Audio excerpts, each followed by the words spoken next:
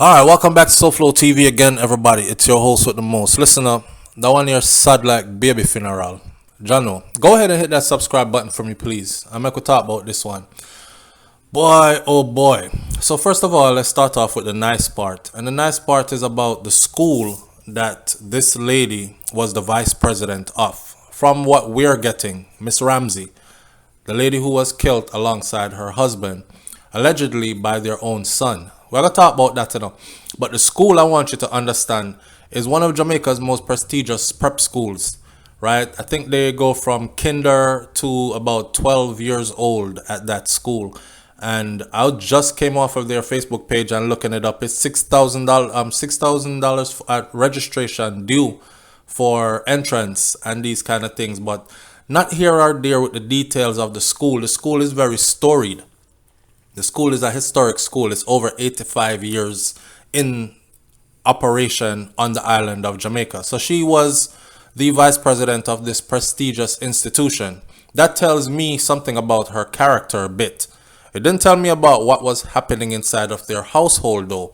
And what was happening inside of their household is taken from the Jamaica Gleaner.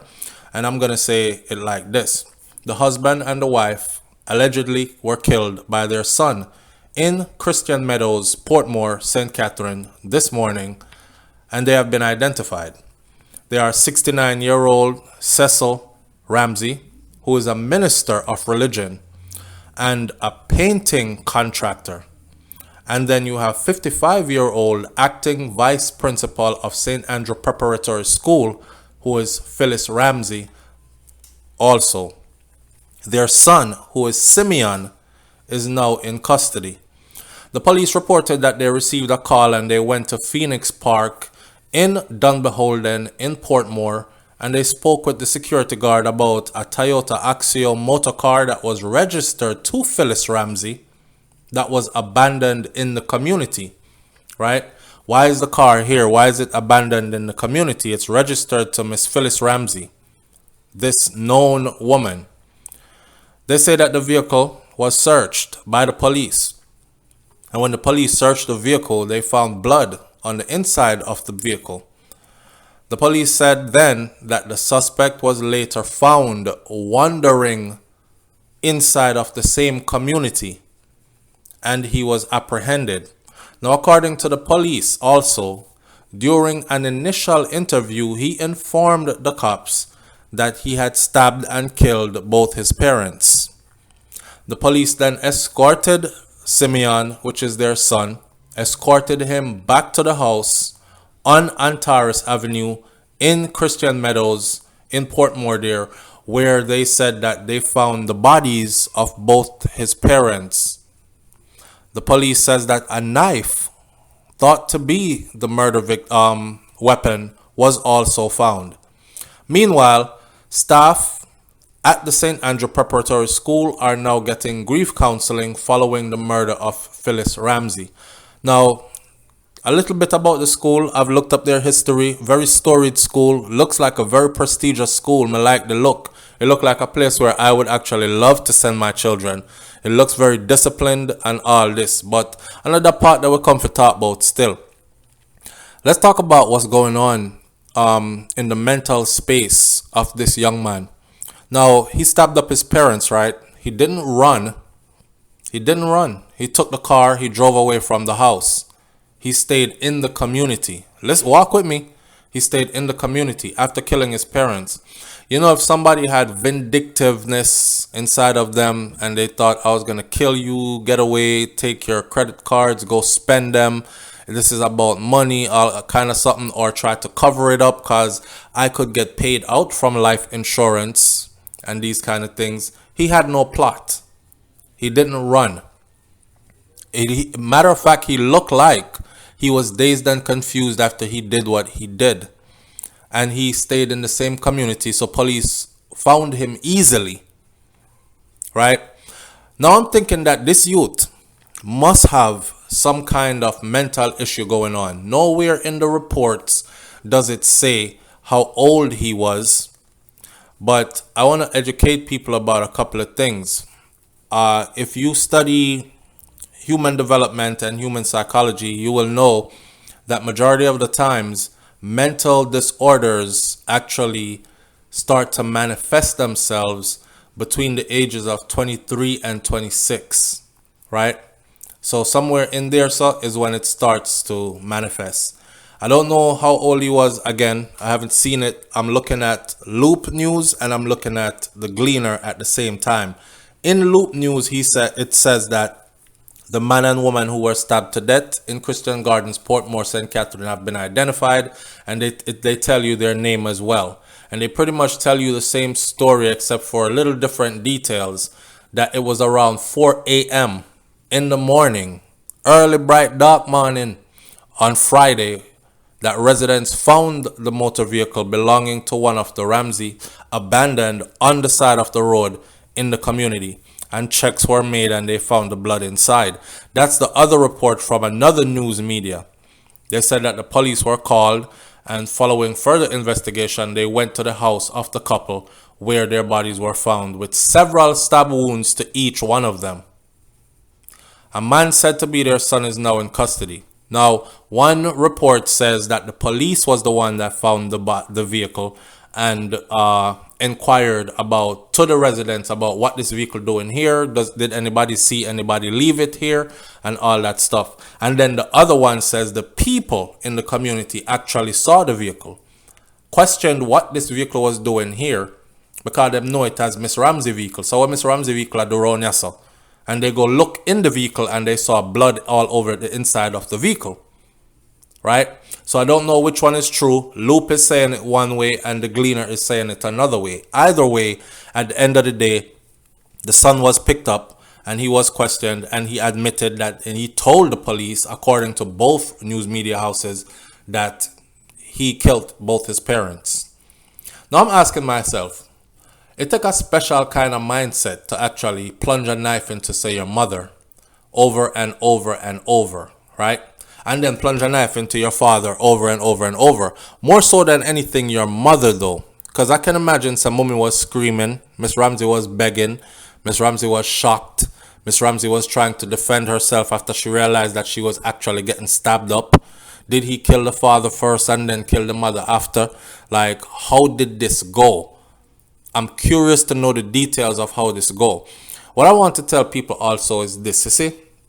You see this time that we're living in, the last 2-3 years has been nothing normal for human psychology.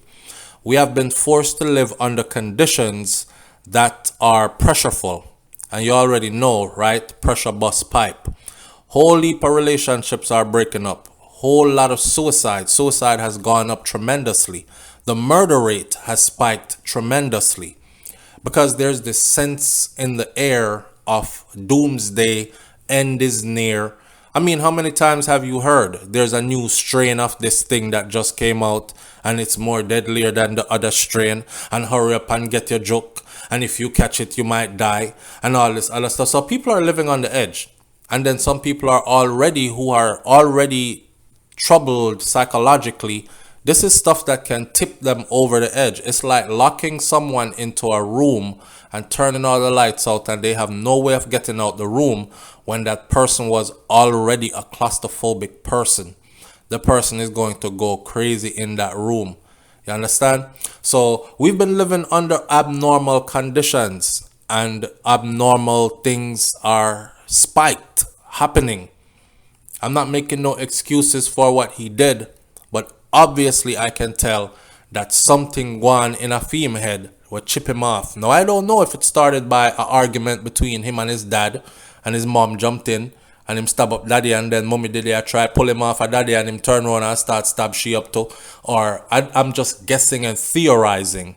But the fact that he did not run, he left the house where he left the bodies because he probably couldn't bear, after he came back to a sober mind, to look at what he had done. But he also did not run. He never run away and go kill himself.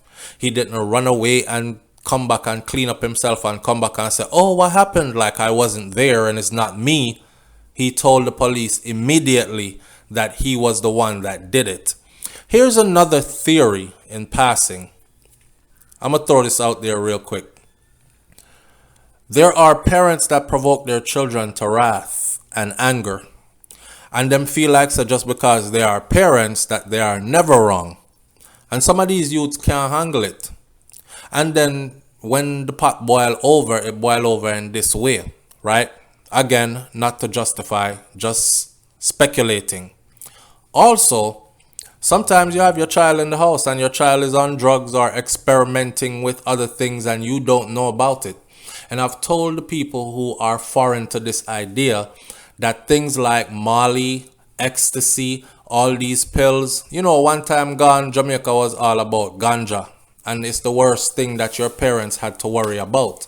Is that me don't want my children to smoke ganja because me see ganja make people lazy and them don't want to go work. Them just sit on the roadside all day and then them get involved in a crime and all that. And the rest of them burn it and this. And so they didn't want you to go smoke no ganja. That's what we had to worry about back in the day.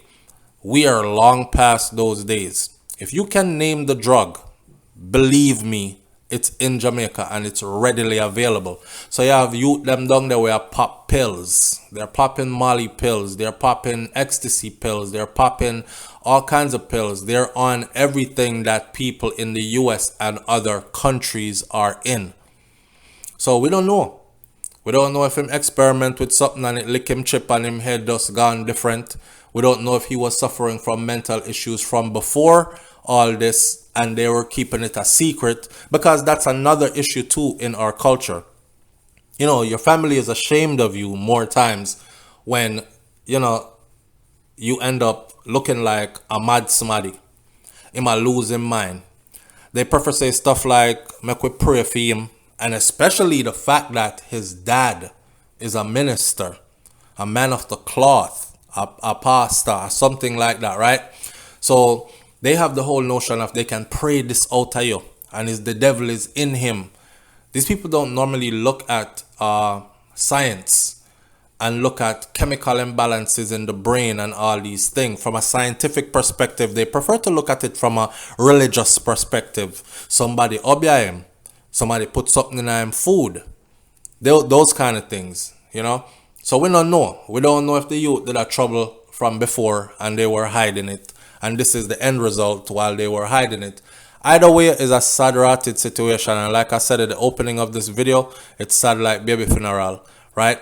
So Lindell McCormick says, I don't know the motive, but sometimes parents spoil their children. And these children then grow up with a sense of entitlement. I know of a similar case in Manchester, and he was actually the only child that ended up killing his parents, right? And that's true. Sometimes you have that as well. The picnic get too much. Them is an only child or something like that, or them get everything they ever wanted. And the one time the parent is starting to say, listen, you've become of age. The things we had planned for you, you're not going in that direction. You look like you want to come turn cruff. So what we're going to do is, and for those of you who don't know what cruff means, it means you want to come out to nothing. So what we're going to do is we're going to cut off what we've been giving you, and we need you to step up. And they will actually kill their parents, because some of them know, so what? I'm definitely in the life insurance policy. I'm going to be the benefactor, the collector. So kill them and make them move out of my way. Me get the house and me get the money from the life insurance and me move on. Those who are entitled are dangerous. Even your children. Wisdom 40 says, Heavenly Father, please hear our cry. What has taken over this nation? We grieve, we grieve, we grieve. We need divine intervention. When the Honorable Peter Bunting made that statement, they scorned and jeered him instead of going to God in prayer. Please, Father, rescue us from all the evil in this land. In Jesus' name. I don't subscribe to that rotted. And apparently I offend those who are Bible thumpers that subscribe to that notion. When you subscribe to that, is like saying that people haven't been praying hard enough, or there are no praying and godly people on the island and all these other things, which is the farthest thing from the truth, right? We keep on praying, and we are called God name, Jesus name from when, calling Jesus God and calling on him from when, and things are just getting worse. I am only speaking of what I see. This is not an attack on the religion. This is me speaking of what I see. And what I see is, me a big man now. and they've been calling on him since I was a little boy, and I'll know him can't come. So I don't know when he's going to come, but I know that thousands have died in the process of us calling over the years. And think about it. Jamaica sees a murder rate of over 1,000 people easy every single year for the last decade. So that's over 10,000 people easy for the last 10 years. Where was Jesus? And we've been calling all along. So 10,000 dead and you're still a call. And I think you're going to keep on calling for the next decade until another 10,000 dead. That can't be the solution. That's just my opinion. Again, this is not a religious conversation. This is me just talking about what just happened and the mindset that we have around mental illness and getting our family members some help. Sometimes we get shame and we don't want the neighbor them know say we son I go mad and him have issues mentally and all these things, right? Jamaican young police says different kind of evil is roaming the homes in Jamaica. What a wicked boy. You see? So how you know this youth not troubling with mental illness? And once a person is troubled with mental illness, you can't really blame the person. It's a defect. The consequences are sad, but you can't really blame the person and say, what a wicked boy. I would have to hear more to this story. So I look forward to doing a follow-up to this story, right? And I look forward to seeing if they sent him for a psychological evaluation. And I want to see what the outcome of the psychological evaluation is. If a qualified psychiatrist, doctor says this guy suffers from schizophrenia, severe schizophrenia, or paranoid delusions, and etc., then I will have an explanation as to why this happened. Or if they said, no, he's fully sane and he's good, I think it's an argument and he felt like he was entitled to something and he blew up the wrong way, couldn't control his anger and killed his parents, then I would say, what a wicked Ross boy.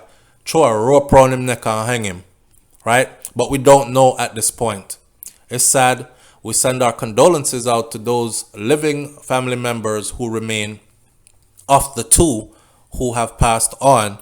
And this young man here, boy, I don't know if it's I await the rest. Leave your comments in the comment section below. Tell me what you think about this one. I'll tell you what, this make me kind of feel like I need to sleep with my door closed when my youth them around me. Because this is reality. And don't ever think that when things happen to other people that it can't happen to you too. This is where everybody get caught off guard at. Seeing? I'll catch you on the next video. It's SouFLoTV. I'm out. Peace.